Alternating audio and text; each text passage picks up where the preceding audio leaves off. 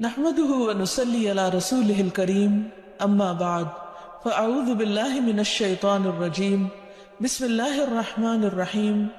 رب اشرح لي صدري ويسر لي امري واحلل عقدة من لساني يفقهوا قولي۔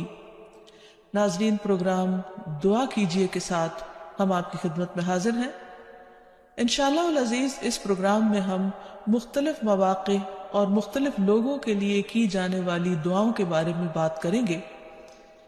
آج کے اس ابتدائی پروگرام میں ہم دعا کے آداب اور قبولیت کے مواقع وغیرہ کے موضوع پر بات کریں گے۔ دعا کیا ہے؟ دعا بندے کی اپنے رب سے التجا ہے، فریاد ہے، اس بات کا اظہار ہے کہ اے رب، میں محتاج ہوں، میں فقیر ہوں، اور تو داتا ہے، تو دینے والا ہے، سارے خزانوں کی کنجیاں تیرے ہاتھ میں ہے، تیرا دروازہ دن رات کھلا رہتا ہے، تو سب کی سنتا ہے، ہر وقت سنتا ہے، تو دل ہی دل میں پکارے جانے والی دعائیں بھی سنتا ہے اور زور سے بولی جانے والی بھی۔ دعا انسان کی تمناؤں کے لب پر آنے کا نام ہے، جیسے علامہ اقبال نے بہت خوبصورتی سے کہا تھا کہ لب پہ آتی ہے دعا بن کے تمنا میری، کہ میری تمنائیں، میری آرزویں، میرے اندر کی خواہشات اور میری ضروریات، ان سب کو پورا کرنے کے لیے اے رب میری کوششیں کافی نہیں، ان کی تکمیل کے لیے میں تیرے سامنے ہاتھ پھیلاتا ہوں اور میں تجھ سے ہی دعا کرتا ہوں۔ حضرت زکریا علیہ السلام نے بہت خشوع کے ساتھ اور بہت یقین کے ساتھ اپنے رب سے کہا تھا کہ وَلَمْ أَكُمْ بِدُعَائِكَ رَبِّ شَقِيًّا، کہ تجھ سے دعا مانگ کر اے رب میں کبھی بدبخت رہا ہی نہیں، نامراد رہا ہی نہیں، یعنی تو ضرور سنتا ہے، تو میری بھی سنے گا۔ اسی وجہ سے ہم دیکھتے ہیں کہ وہ ایک طویل عرصے تک اولاد کی محرومی کے باوجود کبھی مایوس نہیں ہوئے، اپنے رب کو پکارتے رہے، مانگتے رہے، حتیٰ کہ ان کی دعا سن لی گئی۔ کیونکہ دعا کی قبولیت میں یہ بات ہمیشہ یاد رہے کہ اللہ سبحانہ وتعالی اپنی خاص حکمت کے تحت یہ جانتا ہے کہ کس بندے کو کب کیا چیز عطا کی جانی چاہیے۔ تو آئیے ابتدا میں ہم دیکھتے ہیں کہ دعا مانگتے کیسے ہیں، دعا کا ادب کیا ہے، سلیقہ کیا ہے، کیونکہ یہ ایک انتہائی کمزور اور عاجز انسان کے الفاظ اس کے عظیم رب کی بارگاہ میں اٹھتے ہیں، تو پھر یہ کیسے ہونے چاہیے تاکہ دعائیں قبول ہو جائیں۔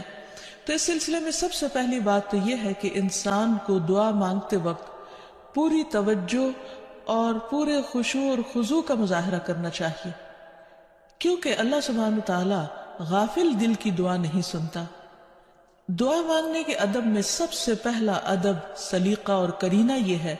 کہ انسان پورے اخلاص کے ساتھ، پوری توجہ کے ساتھ، شوق اور محبت کے ساتھ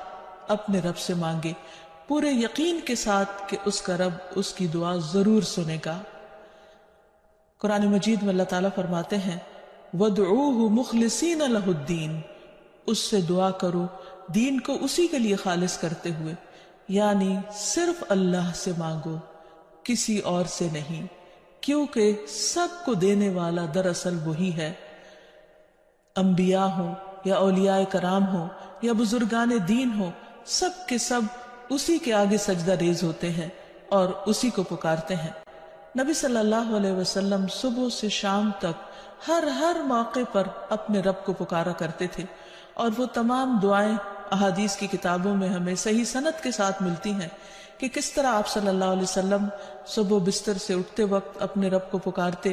پھر نماز میں کون کون سی دعائیں مانگتے، پھر اسی طرح کھانا کھانے سے پہلے، کھانا کھانے کے بعد، یہاں تک کہ اگر چھینک آئے تو اس وقت کیا پڑھا جائے، اور اسی طرح رات کو سوتے وقت، اور بے شمار مواقع کی دعائیں، اور اس کے علاوہ بھی نبی صلی اللہ علیہ وسلم کی دعائیں بہت ہی خوبصورت انداز میں مختلف کتابوں میں ہمیں ملتی ہیں، جس سے ہمیں دعا مانگنے کا سلیقہ اور ادب پتہ چلتا ہے، کیونکہ نبی صلی اللہ علیہ وسلم اللہ کے محبوب تھے، اور کس طرح اللہ کے محبوب نے اپنی عاجزی اور انکساری کا اظہار اپنے رب کے حضور کیا ہے، وہ ہمارے لیے ایک بہترین نمونہ ہے۔ پھر دعا مانگنے کے ادب میں ایک اہم ترین ادب یہ ہے کہ انسان توجہ سے مانگے، حدیث میں آتا ہے کہ اللہ سبحانہ وتعالی غافل دل کی دعا نہیں سنتا، یعنی انسان جب مانگے تو واقعی اس کو یہ معلوم ہو کہ وہ کیا مانگ رہا ہے، اور پھر تضرع اور عاجزی کے ساتھ بار بار اصرار کر کے مانگے، یہ نہ کہے کہ اے رب تو چاہے تو دے دے اور تو نہیں چاہتا تو نہ دے، نہیں، بلکہ پورے یقین کے ساتھ اپنے رب سے مانگے، اور اس بات کا بھی پورا یقین ہونا چاہیے کہ رب دعا سنتا ہے،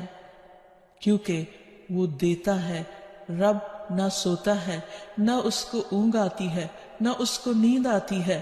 اور اس کو دینے کے لیے کسی سے مشورے کی بھی ضرورت نہیں ہوتی، کوئی اس پر جبر نہیں کر سکتا، کسی کا اس پر زور نہیں۔ اس لیے انسان جب اس سے مانگے تو یہ سوچ کے مانگے کہ اس کو دینے میں پورا پورا اختیار ہے اور وہ میری دعا بھی ضرور سنے گا۔ پھر اسی طرح انسان اپنی عاجزی اور مسکنت کا اظہار کرے، مانگتے وقت انسان اپنے اندر کو بالکل تکبر سے خالی کر لے اور یہ سمجھے کہ میں ایک انتہائی حقیر چیز ہوں اور میرا رب عظیم خالق ہے، پوری کائنات کا مالک ہے، اور میں اسی کے آگے ہاتھ پھیلا رہا ہوں جو میرے اٹھے ہوئے ہاتھوں کو کبھی خالی نہیں لوٹائے گا، اور اس کو دینے سے محبت ہے، وہ دے کر خوش ہوتا ہے اور دعا کرنے والے سے محبت رکھتا ہے، اور جو دعا نہیں کرتا اللہ تعالیٰ اس سے ناراض ہوتا ہے۔ اللہ سبحانہ وتعالیٰ قرآن مجید میں خود فرماتے ہیں وَقَالَ رَبُّكُمُ ادْعُونِي أَسْتَجِبْ لَكُمْ، تمہارا رب کہتا ہے مجھ سے دعا مانگو، ادعونی استجب لکم، میں تمہاری دعائیں قبول کروں گا۔ اس لیے رب کے وعدے پر یقین کرتے ہوئے ہمیں دعا کرتے رہنا چاہیے۔ پھر اسی طرح یہ ہے کہ دعا میں عاجزی اور انکساری کے ساتھ ساتھ گریہ وزاری بھی ہونی چاہیے، جس طرح نبی صلی اللہ علیہ وسلم بدر کے موقع پر اللہ سبحانہ وتعالیٰ کے حضور آہوزاری کے ساتھ دعائیں کر رہے تھے۔ اس سلسلے میں روایت میں آتا ہے کہ نبی صلی اللہ علیہ وسلم قبلہ رخ ہو کر گڑ گڑا کے دعا کر رہے تھے کہ اے اللہ میرے لیے اپنے کیے ہوئے وعدے کو پورا فرما، اے اللہ اپنے وعدے کے مطابق عطا فرما، اے اللہ اگر اہل اسلام کی یہ جماعت ہلاک ہو گئی تو زمین پر تیری عبادت نہ کی جائے گی۔ اور پھر اس قدر عاجزی و زاری تھی کہ حضرت ابوبکر صدیق رضی اللہ تعالیٰ عنہ نے جب آپ کو دیکھا تو پیچھے سے آ کر آپ سے چمٹ گئے اور کہنے لگے کہ اے اللہ کے نبی اب بہت کافی ہو چکا، آپ نے اپنے رب سے بہت کچھ مانگ لیا، اللہ تعالیٰ آپ سے کیے ہوئے وعدے کو ضرور پورا کرے گا۔ پھر اسی طرح یہ ہے کہ انسان دعا میں تکرار کرے، یہ نہ ہو کہ ایک بار مانگے، دو بار مانگے اور اس کے بعد تھک کر بیٹھ جائے اور یہ کہے کہ میری دعا تو سنی نہیں جاتی، اس لیے دعا مانگنے کا فائدہ نہیں۔ نہیں، ہم دیکھتے ہیں کہ کس طرح انبیاء علیہ السلام مسلسل دعائیں مانگتے رہے، اصرار کے ساتھ مانگتے رہے۔ اس سلسلے میں ہمیں رسول اللہ صلی اللہ علیہ وسلم کی ایک حدیث سے بھی پتہ چلتا ہے کہ جب اصرار کے ساتھ اور تکرار کے ساتھ انسان دعا کرتا ہے تو اس کا کیا فائدہ ہوتا ہے۔ آپ صلی اللہ علیہ وسلم نے فرمایا جس شخص نے 3 مرتبہ اللہ تعالیٰ سے جنت مانگی، جنت اس کے لیے دعا کرنے لگتی ہے کہ اے اللہ اسے جنت میں داخل کر دے، اور جو شخص 3 مرتبہ دوزخ سے پناہ مانگے تو دوزخ اس کے لیے دعا کرنے لگتی ہے کہ یا رب اس شخص کو دوزخ سے پناہ دے۔ پھر اسی طرح یہ ہے کہ انسان کو چاہیے کہ انسان مانگنے کے انداز میں ہاتھ اٹھا کر اللہ تعالیٰ سے مانگے، کیونکہ اللہ سبحانہ وتعالیٰ بہت حیا والا ہے، بہت کرم فرمانے والا ہے۔ اس کو اس بات سے شرم آتی ہے کہ اس کا کوئی بندہ اس کے آگے ہاتھ پھیلائے اور پھر اللہ تعالیٰ ان ہاتھوں کو خالی لوٹا دے۔ وہ سب سے بڑا بادشاہ ہے، حقیقی بادشاہ، مالک کائنات، سارے خزانوں کا مالک، وہ کبھی بھی اپنے بندے کو خالی ہاتھ نہیں لوٹاتا۔ ہاں یہ ضرور ہے کہ کبھی وہ انسان کو فوراً مل جاتا ہے جو انسان اپنے لیے طلب کرتا ہے، اور کبھی ایسا ہوتا ہے کہ اس سے بہتر کچھ اور عطا کر دیا جاتا ہے، یا اس سے کوئی آنے والی مصیبت ٹال دی جاتی ہے، یا پھر آخرت میں اس کے لیے اس دعا کے اجر کو ذخیرہ کر دیا جاتا ہے، جسے دیکھ کر انسان تمنا کرے گا کہ کاش دنیا میں اس کو اپنی دعاؤں کے صلے میں کچھ بھی نہ ملا ہوتا۔ پھر اسی طرح یہ ہے کہ دعا کرتے وقت انسان کو حمد و ثنا کے ساتھ آغاز کرنا چاہیے، یعنی اللہ سبحانہ وتعالیٰ کی تعریف کرنی چاہیے، نبی صلی اللہ علیہ وسلم پر درود شریف پڑھنا چاہیے، اور اس کے بعد اپنی عرض رکھنی چاہیے۔ تو جس دعا کے آگے پیچھے درود شریف پڑھ لیا جائے وہ دعا بھی قبول ہوتی ہے۔ فضالہ بن عبید رضی اللہ عنہ سے روایت ہے کہ ایک مرتبہ رسول اکرم صلی اللہ علیہ وسلم تشریف فرما تھے۔ ایک شخص آیا اور اس نے نماز پڑھی، پھر کہنے لگا اے اللہ مجھے بخش دے اور مجھ پر رحم کر۔ تو رسول اللہ صلی اللہ علیہ وسلم نے فرمایا اے نمازی تو نے جلدی کی، جب نماز پڑھ چکو تو بیٹھے رہو، اللہ کی اس طرح حمد و ثنا بیان کرو جیسا کہ اس کا حق ہے، پھر مجھ پر درود بھیجو، پھر اس سے دعا کرو۔ یعنی یہ دعا مانگنے کا ادب اور سلیقہ ہے۔ پھر اسی طرح یہ ہے کہ انسان کی دعاؤں کی قبولیت میں بعض اوقات اس کے گناہ حائل ہوتے ہیں، اور جب انسان استغفار کرتا ہے، توبہ کرتا ہے، تو دروازے کھل جاتے ہیں۔ اسی لیے انسان جب دعا کرے تو اس کے ساتھ ساتھ اپنے رب سے توبہ اور استغفار کرے۔ پھر اسی طرح دعا کرنے کے ادب میں سے ایک چیز یہ بھی ہے کہ انسان جب دعا کرنا شروع کرے تو سب سے پہلے اپنے لیے دعا کرے، پھر اپنے قریبی لوگوں کے لیے دعا کرے، اور پھر تمام لوگوں کے لیے دعا کرے۔ جیسے حضرت ابراہیم علیہ السلام کی دعا میں آتا ہے ربنا اغفر لی ولوالدی وللمؤمنین یوم یقوم الحساب، کہ اے ہمارے رب مجھے بخش دے اور میرے والدین کو بخش دے اور تمام مومنوں کو بخش دے جس دن حساب کتاب قائم ہو۔ پھر اسی طرح دعا مانگنے کے آداب میں سے یہ بھی ہے کہ انسان جامع الفاظ کے ساتھ، بہترین الفاظ کے ساتھ دعا مانگے، اور اس سلسلے میں ہم دیکھتے ہیں کہ نبی صلی اللہ علیہ وسلم سے بڑھ کر کس کے الفاظ جامع ہو سکتے ہیں، کمپریہنسو، کہ کم الفاظ میں زیادہ بڑی چیزیں مانگی گئی ہیں۔ اس لیے ہمیں مسنون دعاؤں کو یاد کرنے اور ان کو پڑھنے کا بھی اہتمام کرنا چاہیے۔ نبی صلی اللہ علیہ وسلم کو جو خاص چیزیں عطا کی گئی تھی ان میں سے ایک چیز جوامع الکلم تھی، جس کے بارے میں آپ نے فرمایا اوتیت جوامع الکلم، مجھے جامع بات کہنے کی صلاحیت بخشی گئی ہے، یعنی کم الفاظ میں زیادہ بڑا مضمون۔ پھر اسی طرح انسان کو اپنے نیک اعمال کو وسیلہ بنا کر دعا کرنی چاہیے۔ اگر زندگی میں انسان نے خالصتاً اللہ تعالیٰ کے لیے کچھ کام کیا ہو تو مشکل وقت میں، تکلیف کے وقت میں، پریشانی کے وقت میں انسان اپنے رب کے سامنے اس نیک عمل کا ذکر کر کے اس کے وسیلے سے دعا کرے۔ جیسے ہمیں ایک حدیث سے پتہ چلتا ہے کہ کچھ لوگ کہیں سفر پر جا رہے تھے تو راستے میں بارش شروع ہو گئی، بارش سے بچنے کے لیے انہوں نے غار میں پناہ لی، تو اتنے میں ایک بڑا پتھر لڑک کر غار کے دروازے کے آگے آ گرا اور غار کا دروازہ بند ہو گیا، اور اس طرح وہ باہر نہیں نکل پا رہے تھے۔ تو اس وقت ان تینوں نے آپس میں یہی سوچا کہ ہم اپنے اس عمل کو سامنے رکھ کر اللہ تعالیٰ سے دعا کرتے ہیں جو خالصتاً ہم نے اللہ تعالیٰ کی رضا کے لیے کیا۔ تو بہرحال تینوں نے اپنے اپنے نیک عمل کا ذکر کیا، جس کی بدولت ان کی دعا قبول ہو گئی اور غار کے پتھر ہٹ گیا جو کہ بظاہر ناممکنات میں سے تھا، اور اس طرح وہ لوگ وہاں سے نکل آئے، ادروائز ان کی زندگی بھی خطرے میں تھی۔ پھر اسی طرح یہ ہے کہ اللہ تعالیٰ کے خوبصورت ناموں کو وسیلہ بنا کر دعا کرنی چاہیے۔ قرآن مجید میں آتا ہے وَلِلَّهِ الْأَسْمَاءُ الْحُسْنَى فَادْعُوهُ بِهَا، اور اللہ کے لیے ہیں اچھے اچھے نام، بس اسے پکارو ان ناموں کے ذریعے، یعنی ان کے وسیلے سے۔ تو اللہ سبحانہ وتعالیٰ کے نام مختلف دعاؤں کے آخر میں بھی آتے ہیں، اور اس کے علاوہ اللہ تعالیٰ کے ان سارے ناموں کو پڑھ کر بھی دعا کی جا سکتی ہے، یا پھر کسی خاص نام کے ساتھ بھی اس کو پکارا جا سکتا ہے۔ جیسے عموماً ہم یا اللہ تو کہتے ہی ہیں، یا پھر یا رب، یا رحمان، یا رحیم، یا کریم، یا ذی الجلال والاکرام، یا حی یا قیوم برحمتک استغیث۔ ان اچھے اچھے ناموں کے ساتھ اللہ تعالیٰ کو بار بار پکار کر دعا کرنے سے دعا قبول ہوتی ہے۔ پھر اسی طرح اگر کوئی شخص باوضو دعا کرتا ہے تو اس کی دعا بھی قبول ہوتی ہے۔ اس سلسلے میں ہم دیکھتے ہیں ابو عامر رضی اللہ عنہ جب شہید ہوئے تو ابو موسیٰ اشعری رضی اللہ عنہ نے آ کر نبی صلی اللہ علیہ وسلم کو اس کی خبر دی اور کہا کہ ابو عامر نے کہا تھا کہ آپ صلی اللہ علیہ وسلم سے کہنا کہ میرے لیے استغفار کریں۔ آپ نے پانی طلب فرمایا، وضو کیا، پھر ہاتھ اٹھا کر دعا کی، اے اللہ عبید ابو عامر کی مغفرت فرما۔ پھر اسی طرح دعا کی قبولیت کے آداب میں سے ایک ادب یہ بھی ہے کہ انسان حلال رزق کا اہتمام کرے۔ نبی اکرم صلی اللہ علیہ وسلم نے ایک شخص کا ذکر کیا کہ وہ طویل سفر کرتا ہے، پریشان حال ہے اور خاک آلود ہے اس کے بال اور اس کا لباس، اور وہ بہت تھکا ہوا ہے اور اپنے ہاتھ آسمان کی طرف اٹھا کر کہتا ہے یا رب یا رب،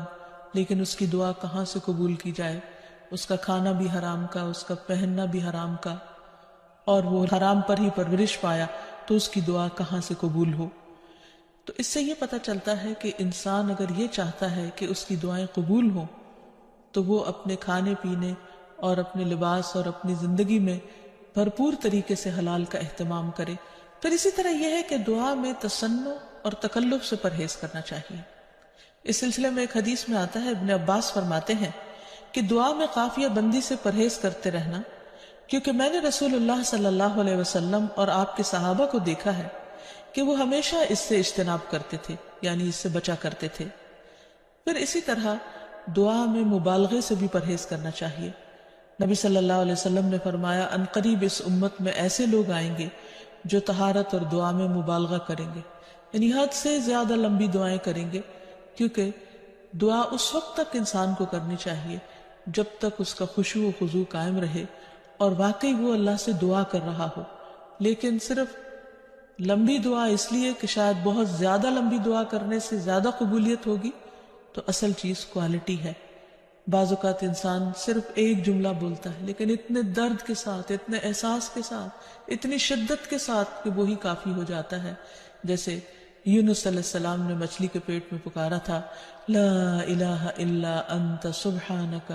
انی کنت من الظالمین، کہ لا الہ الا انت، نہیں کوئی الہ مگر تو ہی، سبحانکا تو پاک ہے، انی کنت من الظالمین بے شک میں ظالموں میں سے ہوں، میں گناہ گاروں میں سے ہوں۔ تو ان کی دعا فوراً سن لی گئی، قبول کر لی گئی۔ پھر اسی طرح کچھ اوقات اور مقامات ایسے ہیں کہ جہاں انسان کی دعا قبول ہوتی ہے، مثلا رات کے آخری حصے میں دعائیں بہت قبول ہوتی ہیں۔ حدیث میں آتا ہے رسول اللہ صلی اللہ علیہ وسلم نے فرمایا ہمارا رب تبارک و تعالی ہر رات کو اس وقت آسمان دنیا پر آتا ہے جب رات کا آخری تہائی حصہ رہ جاتا ہے، وہ کہتا ہے کوئی مجھ سے دعا کرنے والا ہے کہ میں اس کی دعا قبول کر لوں؟ کوئی مجھ سے مانگنے والا ہے کہ میں اسے عطا کر دوں؟ کوئی مجھ سے بخشش طلب کرنے والا ہے کہ میں اسے بخش دوں؟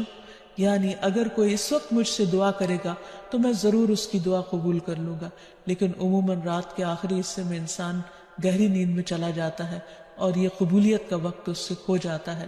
تو اس خصوصی طور پر اگر انسان کی زندگی میں کوئی پریشانی ہو یا کچھ چیزوں کے بارے میں وہ واقعی سنجیدہ ہو کہ وہ اسے ملنی چاہیے دنیا اور آخرت کی کامیابیوں میں سے، بھلائیوں اور خیر میں سے، تو اس کو چاہیے کہ اس وقت میں دعا کا اہتمام کرے۔ نبی صلی اللہ علیہ وسلم نے یہ بھی فرمایا کہ تمام اوقات سے زیادہ بندہ پچھلی رات میں اپنے رب کے قریب ہوتا ہے، پس اگر تم سے ہو سکے تو تم اس گھڑی میں اللہ کو یاد کرنے والوں میں سے بن جاؤ تو ضرور بن جاؤ۔ پھر اسی طرح آذان کے بعد اور اقامت سے پہلے دعا قبول ہوتی ہے، یعنی مؤذن جب آذان دے رہا ہو تو جو الفاظ وہ دہرا رہا ہو ان کو دہراتے جانا چاہیے، سوائے حی علی الصلاۃ اور حی علی الفلاح کے کہ اس کے جواب میں لا حول ولا قوت الا باللہ پڑھنا چاہیے۔ اور جب مؤذن آذان کہہ چکے تو آذان کے بعد کی دعا پڑھ کے درود شریف پڑھ کر جو بھی انسان کے دل میں حاجت ہو وہ اپنے رب کے سامنے رکھے، تو وہ دعا کے قبولیت کا وقت ہوتا ہے، اس وقت آسمان کے دروازے کھلتے ہیں۔ تو اس وقت انسان کو یہ وقت ضائع نہیں کرنا چاہیے اور چھوٹی چھوٹی چیزیں بھی اپنے رب سے مانگتے چلے جانا چاہیے تاکہ انسان کسی انسان کا محتاج نہ ہو۔ پھر اسی طرح سجدہ میں انسان اپنے رب کے بہت قریب ہوتا ہے، اس وقت دعائیں خوب سنی جاتی ہیں، تو خوب انسان کو پکارنا چاہیے۔ فرض نماز کے بعد دعا قبول ہوتی ہے، تو فرض نماز کے بعد آیت الکرسی پڑھنا اور دعا مانگنا انسان کے فائدے میں ہے، بجائے اس کے کہ انسان فوراً مصلی سے اٹھ جائے یا ادھر ادھر کی باتیں شروع کر دے۔ پھر اسی طرح جمعے کے دن ایک خاص گھڑی ہوتی ہے جس میں انسان کی دعا قبول ہوتی ہے، اور اس کے بارے میں ایک روایت میں آتا ہے کہ وہ جمعے کے دن کی آخری گھڑی ہوتی ہے۔ تو بہرحال جمعے کے دن خصوصی طور پر دعاؤں کے مانگنے کا اہتمام کرنا چاہیے۔ پھر اسی طرح ماہ رمضان میں ہر دن اور رات میں ایک گھڑی ایسی ہوتی ہے کہ جس میں دعا قبول ہوتی ہے، اس وقت بھی زیادہ سے زیادہ دعائیں مانگنی چاہیے۔ عرفہ کے دن اللہ سبحانہ وتعالیٰ سب سے زیادہ لوگوں کو جہنم کی آگ سے آزاد کرتا ہے، تو اس دن وہاں کے لوگ جو حج پر گئے ہیں وہ تو دعائیں مانگتے ہی ہیں، اور جو لوگ نہیں بھی جا سکے وہ بھی اس دن کی برکت سے فائدہ اٹھاتے ہوئے خوب خوب دعائیں کریں. پھر اسی طرح بارش ہوتے وقت بھی دعا قبول ہوتی ہے. پھر زمزم پیتے وقت دعائیں قبول ہوتی ہیں. قرآن مجید کی تلاوت کے بعد دعا قبول ہوتی ہے. تو انسان کو ان مواقع سے خوب خوب فائدہ اٹھانا چاہیے. پھر اسی طرح مریض اور میت کے پاس جو دعائیں کی جاتی ہیں وہ بھی قبول ہوتی ہیں. اور آخر میں یہ کہ رسول اللہ صلی اللہ علیہ وسلم نے بعض ایسے کلمات بتائے ہیں کہ جن کے ساتھ اگر اللہ تعالیٰ کو پکارا جائے تو انسان کی دعا قبول ہوتی ہے، اور وہ ہیں: اللہم انی اسألک یا اللہ الاحد الصمد الذي لم يلد ولم يولد ولم يكن له كفوا أحد أن تغفر لي ذنوبي إنك أنت الغفور الرحيم. اے اللہ، بے شک میں تجھ سے سوال کرتا ہوں، اے اللہ جو اکیلا ہے، بے نیاز ہے، ایسی ذات ہے جس نے کسی کو جنم نہیں دیا اور نہ ہی وہ جنم دیا گیا اور نہ ہی اس کا کوئی ہمسر ہے، یہ کہ تو میرے لیے میرے گناہوں کو بخش دے، بے شک تو بہت بخشنے والا نہایت مہربان ہے. تو نبی صلی اللہ علیہ وسلم نے اس شخص کے بارے میں جو یہ دعا پڑھ رہا تھا، آپ نے 3 بار فرمایا کہ اس کو بخش دیا گیا، اس کو بخش دیا گیا، اس کو بخش دیا گیا، کیونکہ اس نے اللہ سبحانہ وتعالیٰ کی ان صفات کے ساتھ، ان ناموں کے ساتھ اللہ تعالیٰ سے دعا کی تھی. تو اللہ تعالیٰ سے دعا ہے کہ وہ ہماری دعاؤں کو بھی سن لے اور ہمیں قبولیت کے اوقات سے بھرپور فائدہ اٹھانے کی توفیق دے اور ہمیں دعائیں مانگنے کے آداب سکھا دے. وآخر دعوانا ان الحمد للہ رب العالمین. السلام علیکم ورحمۃ اللہ وبرکاتہ.